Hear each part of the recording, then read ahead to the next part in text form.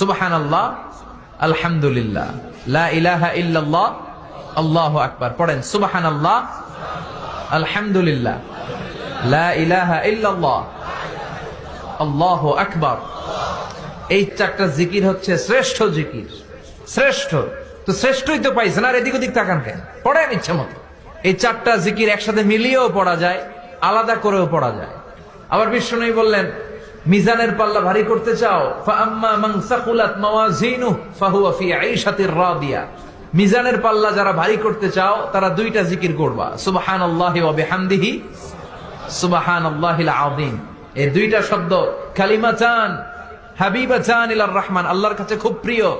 সাকিলাতানি feel Lisan, এই জিহ্বার মধ্যে এই শব্দ দুইটা উচ্চারণে খুব সহজ, খুব পাতলা। সাকিলাতানি ফিল মিজান, কিন্তু এই শব্দ দুইটা মিজানের পাল্লায় রেখে দিলে অনেক ওজন হয়ে যাবে।